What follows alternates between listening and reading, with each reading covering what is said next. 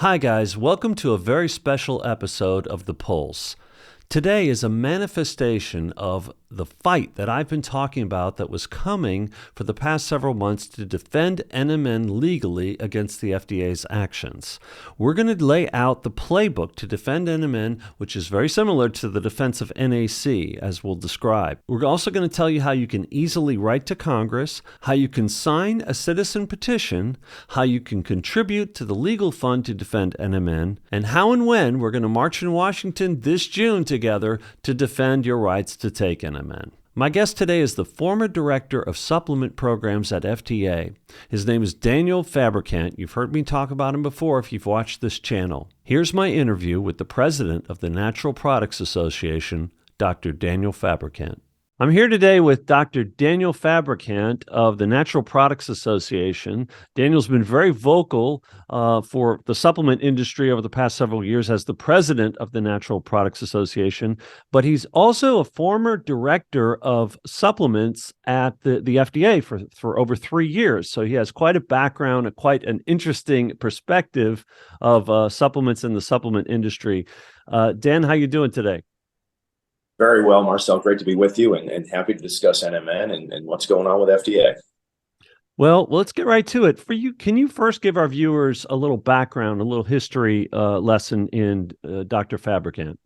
Sure, and I appreciate that opportunity. So I got into the natural products world. I have my bachelor's in chemistry from University of North Carolina, and then went to graduate school at University of Illinois. I studied under a man named Norman Farnsworth, who is really recognized as kind of the grandfather of pharmacognosy. People go, wait, pharmacognosy, isn't that just like you can't spell pharmacology? No, pharmacognosy is actually predates pharmacology.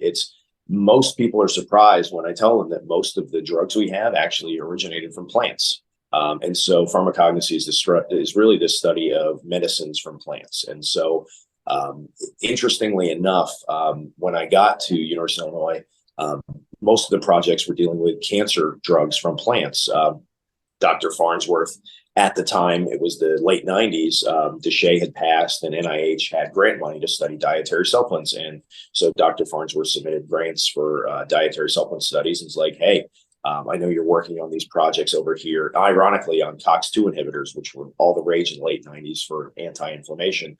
And moved me over to working on dietary supplements. And so since then, I guess you could say I've naturally gravitated towards that area. So it was interesting, multidisciplinary, and I also got to get involved with FDA issues because we had to get exemptions for our IRB to do clinical studies and things like that. So really got involved with FDA very early on in my graduate career, and it just kind of took off from there. And then just to connect this sort of timeline, you really have excelled as an administrator, both at the MPA and at FDA. Where did that come from? You're a leader, and you are a leader today in the industry with the amazing things that you stand for. Well, if no one follows, I'm just a guy for a walk, Marcel. But yeah, I mean, I went from a scientist to a political scientist. So yeah, I think I got involved in the association in 2004, had a great leader at that time in the association, a guy named David Seckman, who kind of threw me in the deep end of the pool and said, swim, and really got oriented that way. I felt like I had a good handle on what was going on at FDA with DeShay, because kind of coming up through the late 90s, it was fairly new. And yeah, then I did a sabbatical at FDA for about 3 years under the Obama administration, leading the dietary supplement office there, being the chief regulator, and then back to the association as its CEO. So I see the roles very similar. Obviously FDA has force of law behind it, but I think running a trade association in the space, so much of what we do is really about credibility and making sure that we're putting the best foot of the industry forward and really being as clear as we can on issues like NMN. What's the basis in science? What's the basis in law and in public health? And where's kind of the nexus of those? So let's get then to the FDA, because again, it's one thing for me to sable rattle and my viewers to get angry and accuse the government of being pro-drug administration, or the quote that I read recently that the F in the FDA was silent because they don't invest nearly as much or enough in foods and much less supplements to foods. Can you inform us about the FDA a little bit in again, maybe a quick overview form, and then we'll talk about some of your opinions, your strong opinions that you've voiced lately towards the FDA in terms of like how they're trying to treat supplements like NAC and NMN right now. Sure, and that's one of the, you nailed it on the F being silent, or little lowercase at FDA. I think in Washington, the other thing that gets said about FDA is they're a very slow moving target that bleeds when you hit it. I think there's a lot of truth to that. It's a large, heavily matrixed organization, and doing anything, in a lot of ways, when I was at FDA, I was much better asking for forgiveness than asking for permission. I think that that's one of the challenges of the agencies. It's so large. Their mandate is very large that they get bogged down by the decision making in a lot of ways. And so I think that that's a challenge. And as we've seen recently on the food side, I mean, they're really under the microscope right now on the food side in terms of, we have infant formula problems. We've got a myriad of other issues that they have really failed to address and failed to meet their mandate, and aren't necessarily responsive, which is concerning, right? They're a civil servant and they don't want to be responsive to Congress. And if they're not going to be responsive to Congress, they're definitely not going to be responsive to you and I and all of your listeners out there. So I think in some ways, I don't want to discourage that outrage, that being upset. It's important, and we'll talk about what can be done with that later. But I think that it's critical. People should, they should. Are we getting the government we deserve? I hope not. I think we deserve better. I think we deserve the government that wants to see, their mission is protecting and promoting public health. And I think we want to see that bell, that bell answered. So you don't feel, I think I'm putting it lightly here. I've tried to follow the articles in NPI, Natural Products Insider, and other publications as NMN is unfolded, because it's something that's important to me. It's changed my life, just as a personal note. We talked a little bit about that. I won't get too much into my own relationship with NMN, but that's where my passion comes from, and my viewers' passion, and relatives, friends and relatives. We've derived quite a bit of benefits because as we age, our NAD levels go down, and getting them up seems to have the systemic benefit that helps us in many, many facets. And you've been so passionate that your quotes, I have to say, just resonated. You've verbalized, but from a much more professional perspective, frankly, than, me. I'm just a layman who takes supplements, right? And you're someone who's really behind the scenes, and you've said that you've accused them of habitual, neglectful abuse of the law, which I'm assuming here is DSHEA. Can you please break that down, and where they're askew of the law, and why their behavior is inexcusable, et cetera, et cetera? How are they wrong to back up Metro International Biotech in this claim that they should have exclusivity on NMN? No, and it's a great question, Marcel. There's a lot of levels. I think level number one is this notion that their job is to diminish the foods or supplement industry. There's a world we live in where natural products are going to be both foods and dietary supplements, and they're going to be pharmaceuticals. So the fact that they have this drug exclusion ability in the law, DSHEA amended the Food, Drug, Cosmetic Act. It's one of 200 plus amendments to the Food, Drug, Cosmetic Act, but it gave them the ability to say, hey, this ingredient can also be used as a supplement, even if there's drug exclusion. And we'll get into that in a second, because I think NMN, it's not so clear that the drug exclusion is triggered. But with that said, DSHEA was 94. So we're effectively 30 years past that, and they still haven't used that exclusion criteria. So you've got a long books for 30 years that the agency is completely and look, you and I aren't wearing tinfoil hats. We're not conspiracy theorists, but the notion that after 30 years that there hasn't been, and there have been, but that the agency can go, well, there hasn't been a reason for us to use this drug exclusion criteria and allow things on the market as a supplement is crazy. The only time they've even moved in that direction is on NAC, where we had to file a lawsuit against them to do so. So if that's the only way we can communicate is by suing each other, and that's a problem. I've heard, one of my friends is a divorce attorney, and his joke is suing each other just means we're going to be spending more time together. I think that there's an element of truth to that here. But the other ways where I think the law is being, specific to NMN, really being circumvented is they gave companies what's called a good day letter or an acknowledgement letter on NDIs on NMN. And they effectively, months after giving them a good day letter, pulled those letters, reversed those letters. There is nothing in statute or in regulation that allows FDA to do that. If FDA wants to go after an ingredient for being adulterated and misbranded, which is their core principal job, whether it's on the drug side, medical device side, food side, great. If there's a safety issue with NMN, which they've said there's not one, but you granted these folks administratively rights, and then you took them away without the authority to do so. That really, in terms of self-care, that should get everybody who has any sort of investment in innovation, any sort of investment in novel ingredients, that should really send a chill up their spine, because if they can do it to NMN, they can do it to anything. And that's really, that should really scare the hell out of everybody, pardon my frankness. And then that's something that I kind of picked up somehow very early on when this kicked off. I said, and then when you started saying it officially in a more official capacity, it was kind of, I don't know, reconfirming my suspicion that, wait a minute, NAC, CBD, NMN, where does this end? Where does this stop?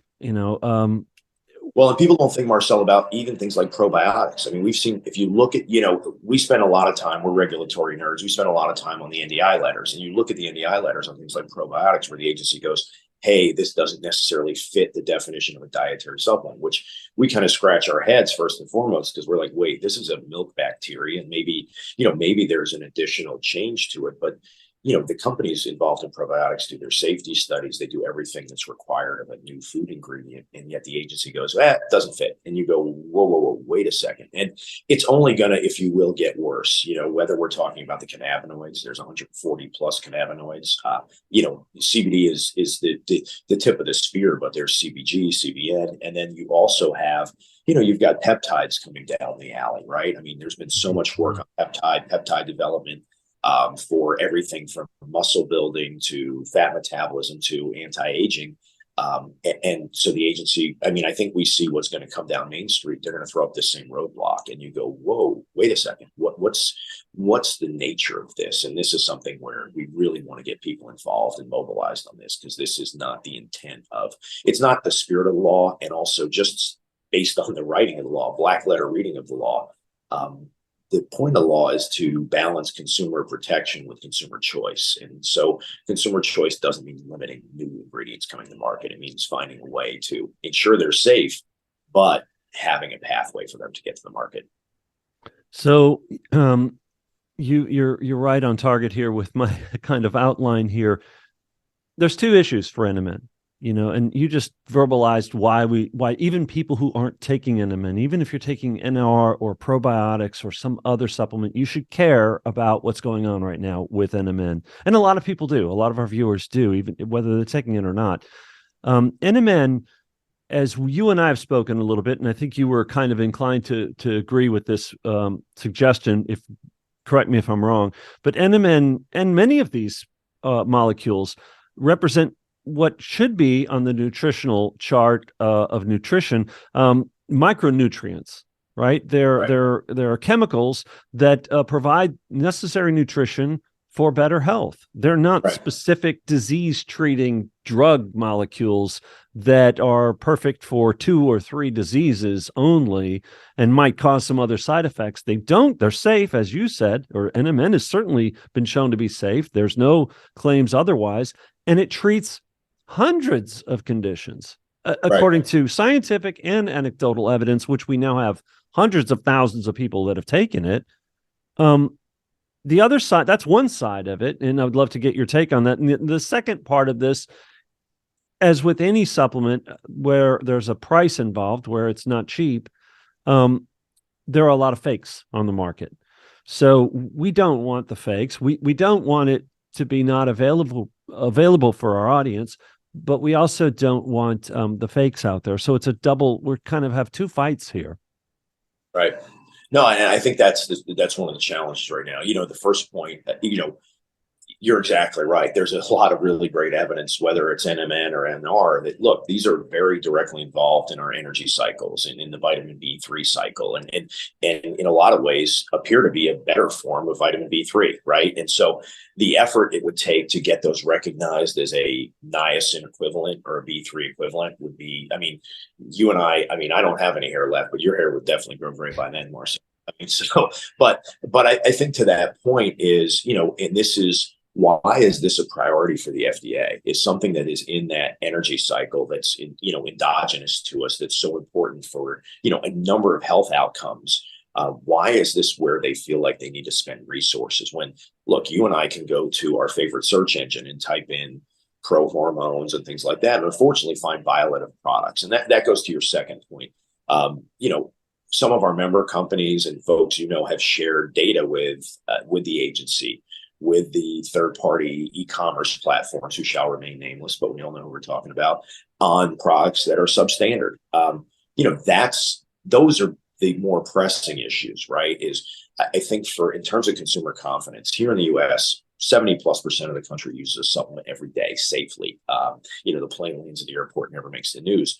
So, but with that said, I think the biggest issue we face right now is on some of these platforms.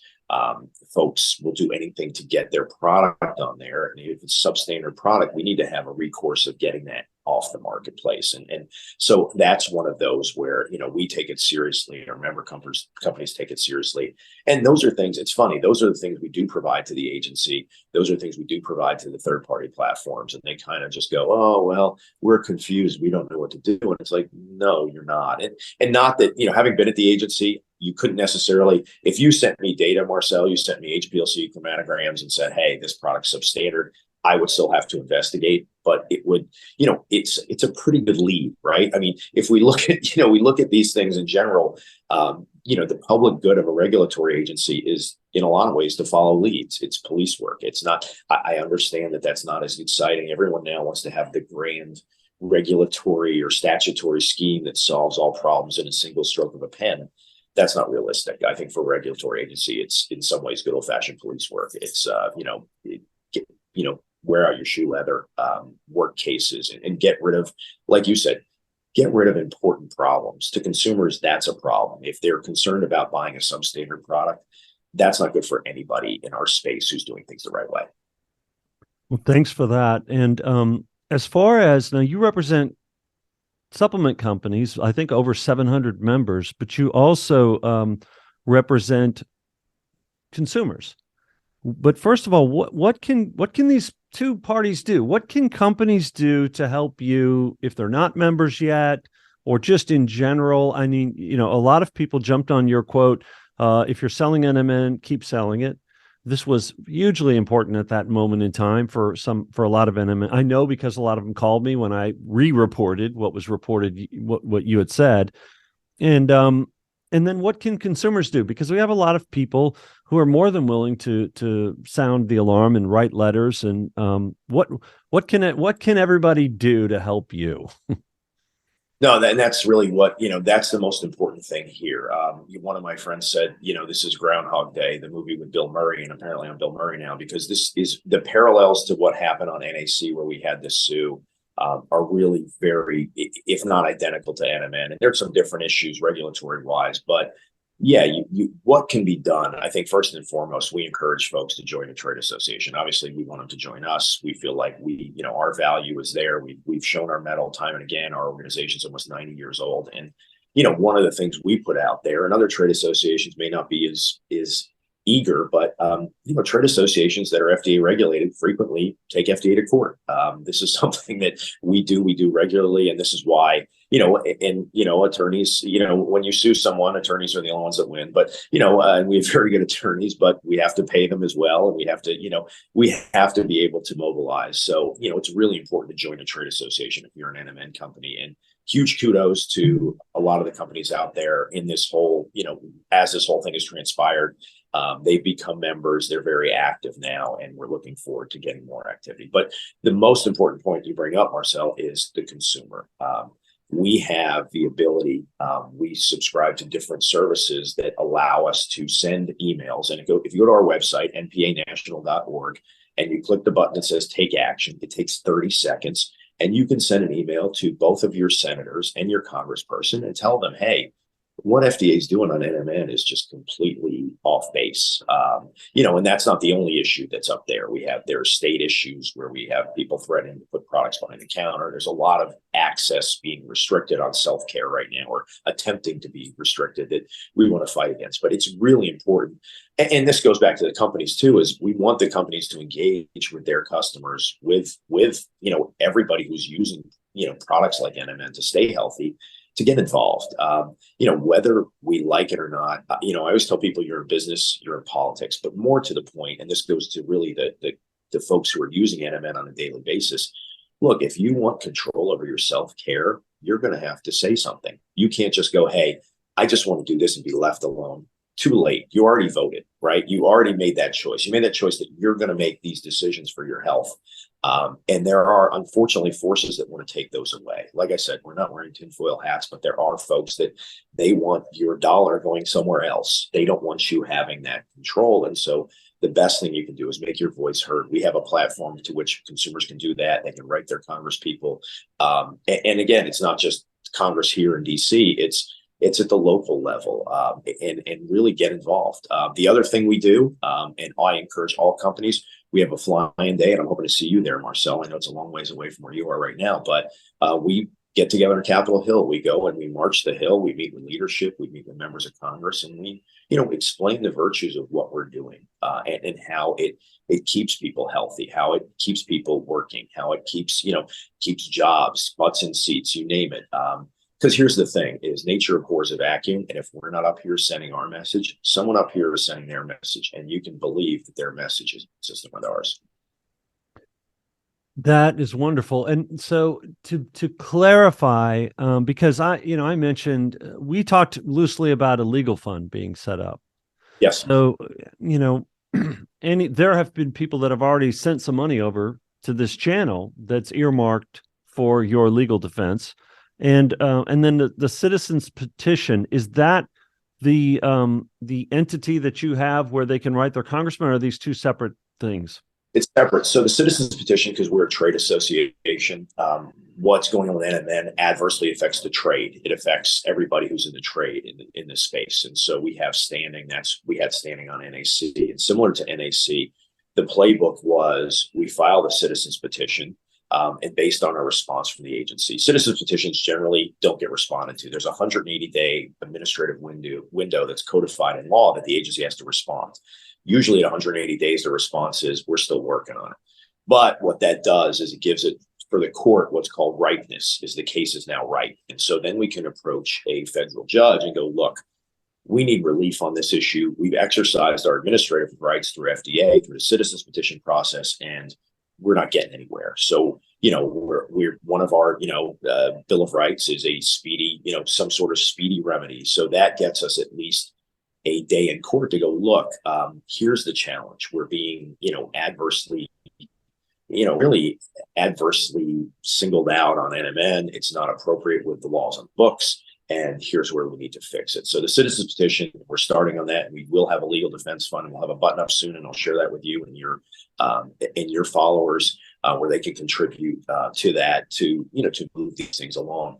I believe the citizens petition, which is, like I said, step one in the whole process, should either be filed today or early next week. So we're moving in that path. We really want to see, we really want to get FDA to the table. We had to, on NAC, this is the actions that got them to the table, to really see, like, hey, this is, if someone wants to develop NMN as a drug, that's fine, but that shouldn't preclude it from its use as as something that we all have access to. We don't need a prescription for, that we use to stay healthy. We're not using to treat some sort of disease at that sort of hyper-physiological, hyper-pharmacological level. We're using it at a reasonable amount on a day in, day out, to stay healthy. And then that's really important that the agency recognize that there's a difference between the two. A great summation there.